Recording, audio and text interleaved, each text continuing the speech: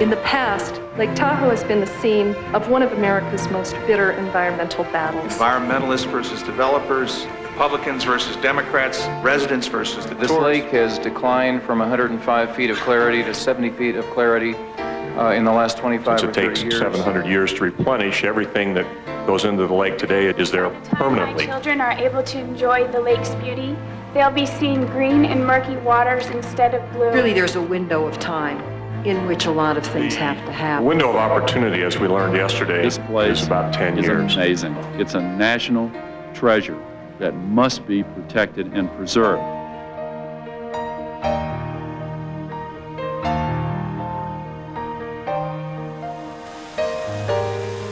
With 63 tributaries, one outlet, and a maximum depth of 1,637 feet, the waters of Lake Tahoe replace themselves only once every 700 years. Because it holds on to whatever it receives, the lake is an ecosystem indicator whose decline and degradation are sounding an alarm for the planet.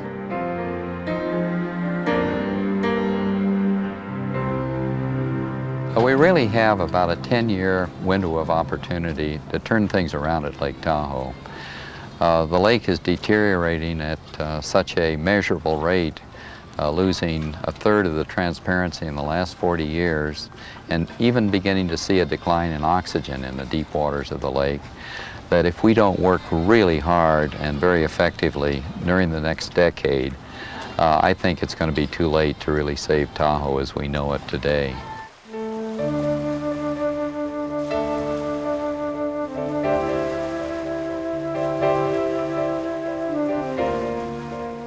To solve the problem of declining lake clarity, many individuals and groups, both public and private, are now working collaboratively. Collaboration at Lake Tahoe is a hugely important issue.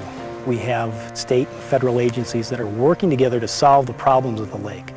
Individually, we all have our own agendas, our reasons for existence, and when each are followed independently, it creates conflict. Working together, we smoothly integrate programs, save money, and solve the problems of the lake much more quickly.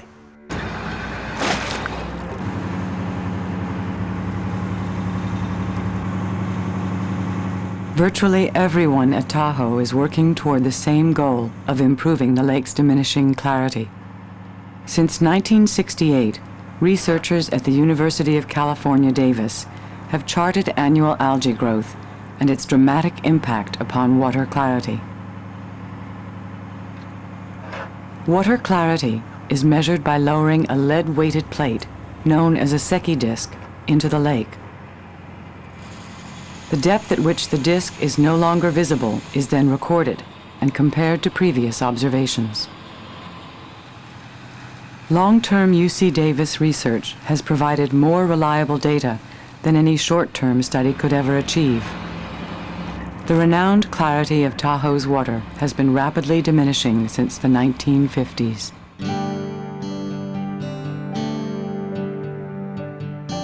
Water clarity is directly linked to human activities on the land. Because the Forest Service manages 78% of the land in the Lake Tahoe Basin, they have a large role to play. The agency at the national and local level is placing the highest priority on watersheds, roads, recreation, and forest health. All of these are part of the lake's history and have undergone dramatic changes. After World War II, tourists descended on Tahoe in droves, settling in various resort areas around the lake. As the population grew in each area, problems grew, and each community felt its own problem much better than joining it with any other place around the lake. As a result, regional planning took a very long time to settle in Lake Tahoe.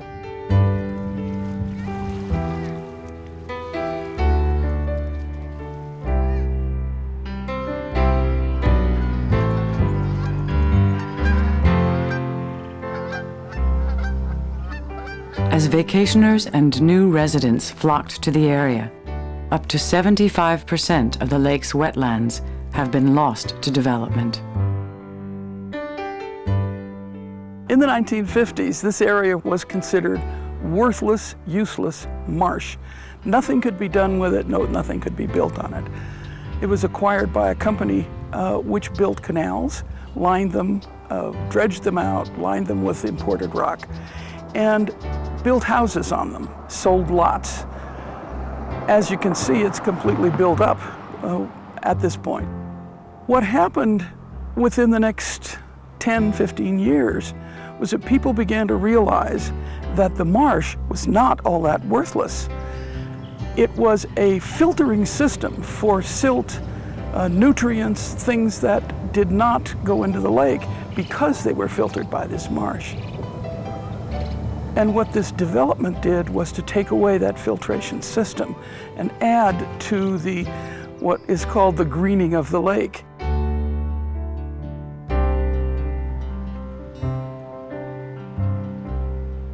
When I first came to Lake Tahoe, we had a transparency of sometimes 40 meters. It averaged at about 30. Now we're down to about 20. So we've lost a third of the transparency as a result of algal growth primarily.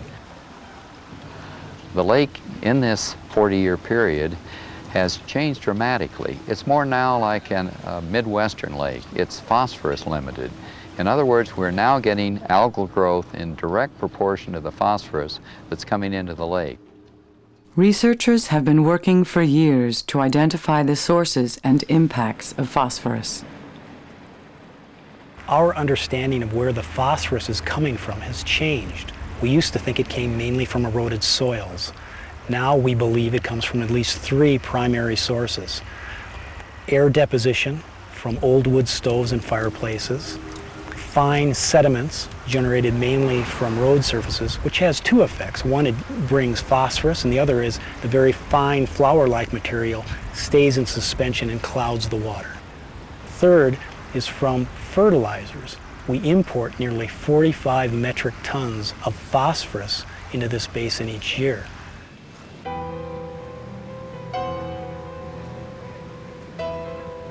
Controlling phosphorus is a social question. Are we willing to do without lawns? Are we willing to do without fireplaces? Are we willing to drive our cars less? These are some of the tough questions I think individually we're going to have to answer if we're going to be successful in maintaining the clarity of Lake Tahoe.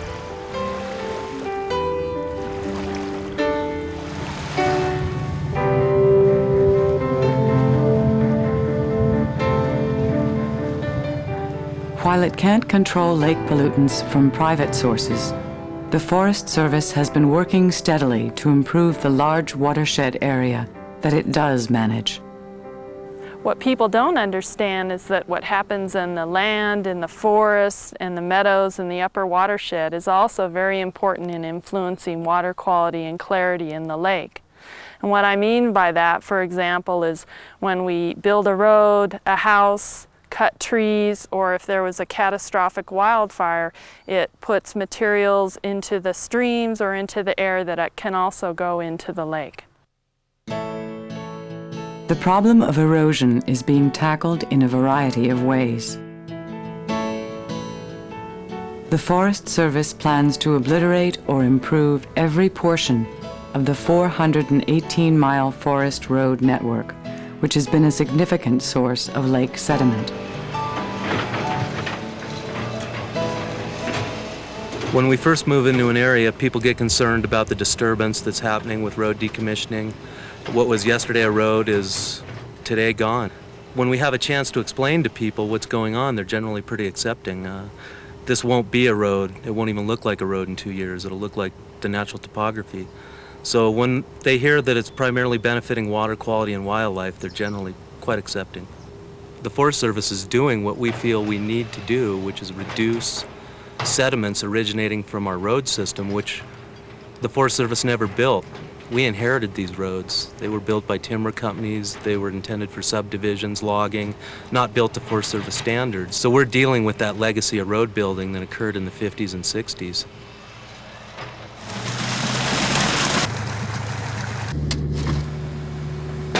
Another way the Forest Service is working to limit nutrient transfers is by stabilizing eroded stream channels and replanting damaged areas. Whenever possible, these areas are replanted with native species naturally adapted to that stream or wetland.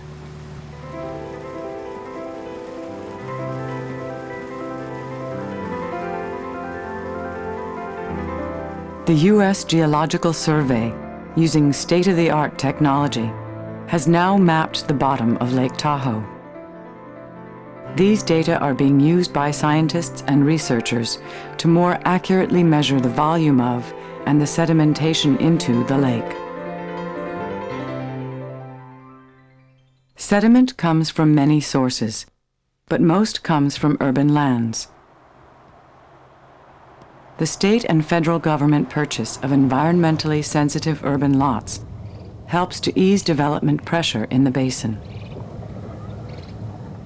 To reduce fire danger and improve forest health, the Forest Service removes some of the trees on these urban lots using techniques that minimize soil disturbance.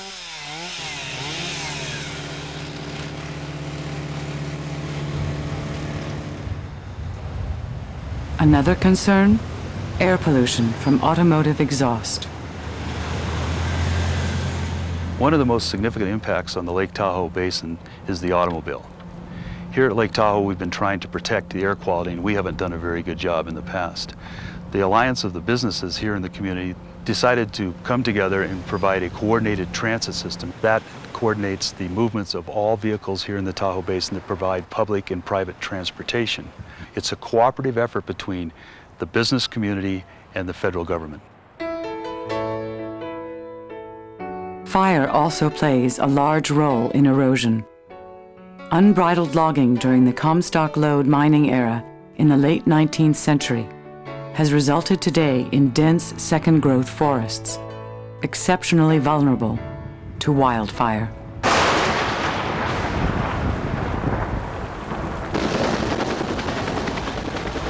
One of the activities that might occur in the upper watersheds would be a catastrophic or very hot wildfire that may have very devastating effects for a long time on water quality and clarity in the lake, because it might expose the soil and make it bare ground and increase the likelihood of erosion into the lake. On the other hand, one of our most effective tools for reducing the risk of a hot fire is prescribed natural fire. And it has its complexities. There's air quality concerns, there are concerns of nutrients going into the streams and into the lake from the burning, but even then it's still one of our most effective tools, and we'll continue to try and test and study it carefully over time. Both prescribed fire and associated thinning of forests must be done carefully to minimize soil disturbance.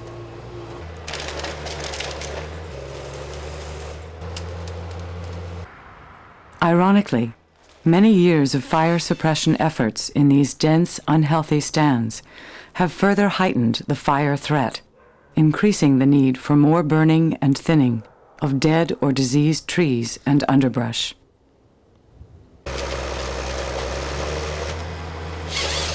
In the thinning prior to a prescribed burn, the Forest Service is favoring more fire-resistant pine and other large trees. The favoring of pine corrects an imbalance created by the Comstock Lode logging and moves one step closer to the goal of restoring the forest to its condition prior to the arrival of European American settlers in the mid-1800s. Working on the problem of forest restoration is the Forest Health Consensus Group, whose members represent a cross-section of interests, providing guidance to every local, state, and federal agency in the Tahoe community. For the basin. That's something that we can begin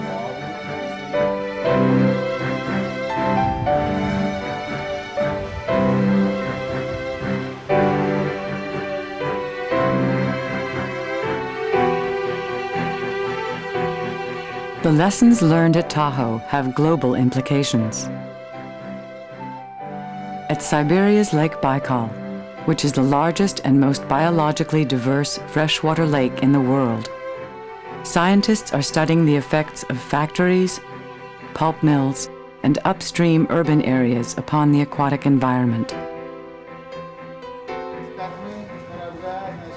In 1991, in the spirit of global partnership, Russian and American scientists founded the Tahoe Baikal Institute, an organization dedicated to the sharing of information and ideas.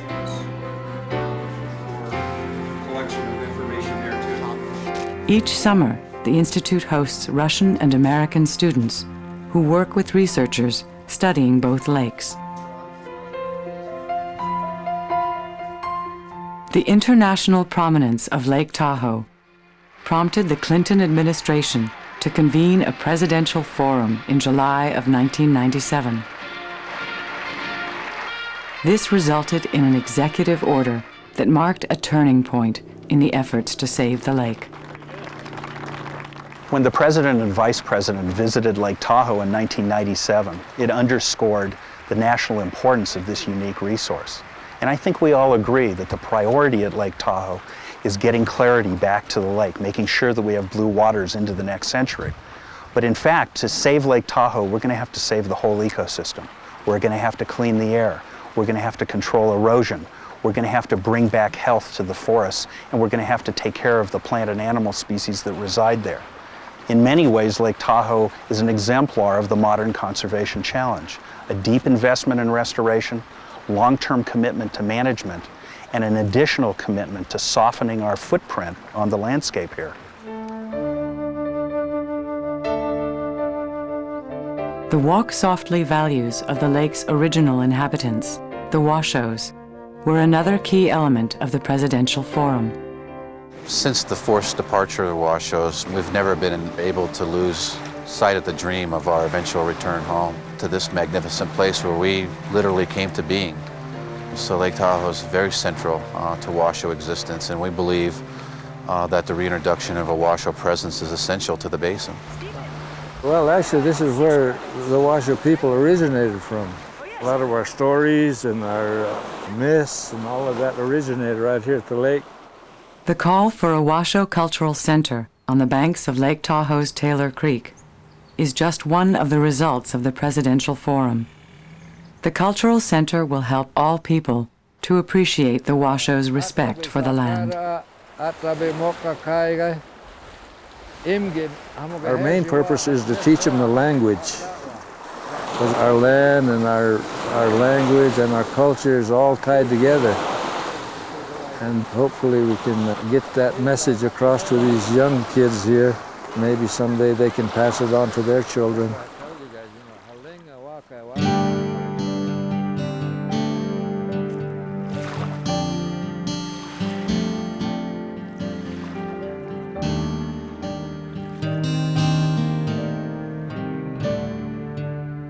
Today, as a result of the presidential forum and many local efforts, Tahoe has reached the crossroads of consensus. The nation can take a lesson from what we've learned here at Lake Tahoe over the last 20 years. For 15 years of that, we were in litigation and really didn't accomplish too much in protecting the resource of Lake Tahoe. Over the past 3 to 4 years, we've developed a cooperative plan between the federal government and the business community, and we are moving forward in protecting the resources of Lake Tahoe. An honest appraisal is that we don't yet know whether we can take Lake Tahoe back to its clarity from the last century. But we do know that it's going to take ecosystem management and a firm commitment to collaboration to give us the best possible chance.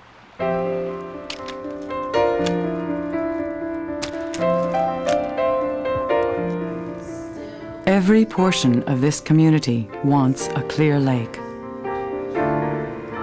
No one knows what will come of this common resolve, but the concerted local, state, national, and even international efforts now underway will one day bring forth from this looking glass lake a reflection of all that is achieved. I think everyone who comes here and sees Lake Tahoe for the first time thinks it's one of the most beautiful places on earth. We all were polarized, and we lost a lot of time. And now our problems have reached the point that we can't delay any longer. the erosion control strategy that you've outlined, the healthier forests proposals, the acquisition of sensitive lands here in the basin, and the public transit initiatives have given all of us hope that we can indeed be successful in reversing the environmental degradation that's occurred decades past here. There is no doubt in any of our minds that the future is what we are going to make of it.